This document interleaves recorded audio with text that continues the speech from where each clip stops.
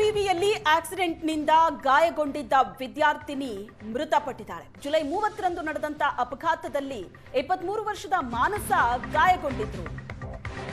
ಗಾಯಗೊಂಡಿದ್ದ ವಿದ್ಯಾರ್ಥಿನಿ ಇಂದು ಮೃತಪಟ್ಟಿದ್ದಾರೆ. ವಿವಿ ಆವರಣದಲ್ಲೇ ರಸ್ತೆ ದಾಟ್ತಾ ಇದ್ದಾಗ ಆಟೋ ಡಿಕ್ಕಿ ಹೊಡೆದು ಅಪಘಾತ ಆಗಿತ್ತು. ಗಂಭೀರವಾಗಿ ಗಾಯಗೊಂಡಿದ್ದ ವಿದ್ಯಾರ್ಥಿನಿ ಚಿಕಿತ್ಸೆ ಫಲಕಾರಿಯಾಗದೆ ಮೃತಪಟ್ಟಿದ್ದಾರೆ. ಮಾನಸ ಮೃತಪಡ್ತಾ ಇದ್ದಂತೆ ವಿವಿ ಆವರಣದಲ್ಲಿ ವಿದ್ಯಾರ್ಥಿಗಳ ಪ್ರತಿಭಟನೆ ನಡೆಯಿತು. ವಿವಿ ಆವರಣದಲ್ಲಿ ವಾಹನಗಳ ಸಂಚಾರ ನಿಯಂತ್ರಣಕ್ಕೆ ವಿದ್ಯಾರ್ಥಿಗಳು ಆಗ್ರಹಿಸಿದರು. ವಿವಿ ಆವರಣದಲ್ಲೇ ನಡೆದಂತ ಅಪಘಾತ.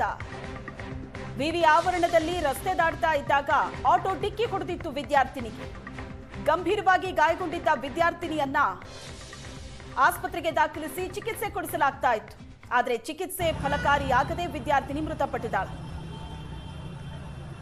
ವಿದ್ಯಾರ್ಥಿನಿ ಮಾನಸ ಮೃತಪಡ್ತಾ ಇದ್ದಂತೆ ವಿವಿ ಆವರಣದಲ್ಲಿ ವಿದ್ಯಾರ್ಥಿಗಳು ಪ್ರತಿಭಟನೆ ನಡೆಸಿದ್ರು. ದೃಶ್ಯದಲ್ಲಿ ನೋಡ್ತಾ ಇದ್ದಾರೆ. ವಿವಿ ಆವರಣದಲ್ಲಿ ವಾಹನಗಳ ಸಂಚಾರ ನಿಯಂತ್ರಣಕ್ಕೆ ವಿದ್ಯಾರ್ಥಿಗಳು ಆಗ್ರಹಿಸಿದ್ರು.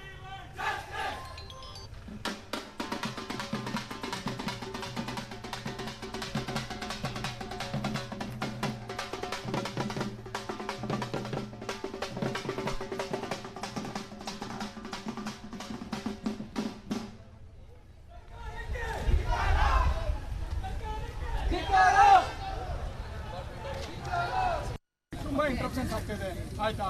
ವೆಹಿಕಲ್ಸ್ ತುಂಬಾ ಇಂಟ್ರಪ್ಸ್ ಆಗ್ತಿದೆ. ಸ್ಪೀಡ್ ಲಿಮಿಟ್ ಹಾಕಿ ಅವ್ರನ್ನ ಕಡಿವಾಣ ಹಾಕಿ ಆಯ್ತಾ. ಅವ್ರಿಗೂ ಗಮನ ತಂದಿದ್ದೀವಿ.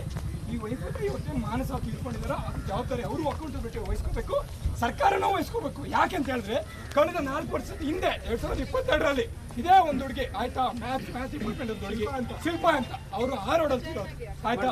ತಂದೆ ತಾಯಿ ಕಷ್ಟಪಟ್ಟು ದುಡಿದು ಮಕ್ಕಳನ್ನ ಇಲ್ಲ ಸಾಕಿ ಸಲಿ ಇಲ್ಲಿ ಕಳಿಸಿದ್ರೆ ವಿದ್ಯಾಭ್ಯಾಸ ಮಾಡ್ಕೊಳಕ್ಕೆ, ಅವ್ರ ಜೀವನ ಕಟ್ಕೊಳಕ್ಕೆ ಇಲ್ಲಿ ಕಳಿಸಿದ್ರೆ ಈ ಆಡಳಿತ ವರ್ಗ ಇಲ್ಲಿ ಪಬ್ಲಿಕ್ ನ ಇಂಟ್ರಪ್ಷನ್ ಹಾಕಿ ಅವ್ರನ್ನ ಸಾವುಗೀಡಾಕಿ ಮನೆಗೆ ಡೆಡ್ ಬಾಡಿ ತರ ಕಳಿಸ್ತಾ ಇದ್ದಾರೆ. ಇದೇನಾ ಇವ್ರ ಜವಾಬ್ದಾರಿ? ಕಾಂಗ್ರೆಸ್ ಸರ್ಕಾರ ಕೂಡ ಇದೆ. ಇದೇ ಸರ್ಕಾರದಲ್ಲಿ ಮಾಡಿರೋ 2 ಘಟನೆಗಳಲ್ಲಿ ಆಗಿದೆ. ಇದೇ ರೋಡ್ನ ಬ್ಲಾಕ್ ಮಾಡಿದ್ವಿ. ತುಂಬಾ ಸರಿ ನಾವು ಪ್ರೊಟೆಸ್ಟ್ ಮಾಡಿದ್ವಿ. ಯಾವುದು ನಮಗೆ ಆನ್ಸರ್ ಇಲ್ಲ ಸರ್ಕಾರದಿಂದ. ಇವತ್ತು ಈಗಿಂದ ನಾವು ಪ್ರೊಟೆಸ್ಟ್ ಮಾಡೋದು ಏನಂತ ಹೇಳಿದ್ರೆ ಸರ್ಕಾರದ ಈ ಕ್ಯಾಂಪಸ್ ಅಲ್ಲಿ ಆಯ್ತಾ. ಸ್ಕ್ರೀನ್ ಮೇಲೆ ನೋಡ್ತಾ ಇದ್ದೀರಿ. ಆಕ್ಸಿಡೆಂಟ್ ನಲ್ಲಿ ಮೃತಪಟ್ಟಂತಹ ವಿದ್ಯಾರ್ಥಿನಿ ಮಾನಸ ಫೋಟೋ. 23 ವರ್ಷದ ವಿದ್ಯಾರ್ಥಿನಿ ವಿವಿ ಆವರಣದಲ್ಲಿ ರಸ್ತೆ ದಾಟ್ತಾ ಇದ್ದಾಗ ಆಟೋ ಡಿಕ್ಕಿ ಹೊಡೆದು ತೀವ್ರವಾಗಿ ಗಾಯಗೊಂಡಿದ್ದಂತಹ ವಿದ್ಯಾರ್ಥಿನಿ. ಮೊನ್ನೆ ನಡೆದಂತ ಆಕ್ಸಿಡೆಂಟ್ ಚಿಕಿತ್ಸೆ ನಡೀತಾ ಇತ್ತು. ಆದರೆ ಚಿಕಿತ್ಸೆ ಫಲಕಾರಿಯಾಗದೆ ವಿದ್ಯಾರ್ಥಿನಿ ಮೃತಪಟ್ಟಿದ್ದಾಳೆ. ಆದರೆ ವಿವಿ ಆವರಣದಲ್ಲಿ ಪ್ರತಿಭಟನೆ ಕೂಡ ಜೋರಾಗಿದೆ ಈಗ.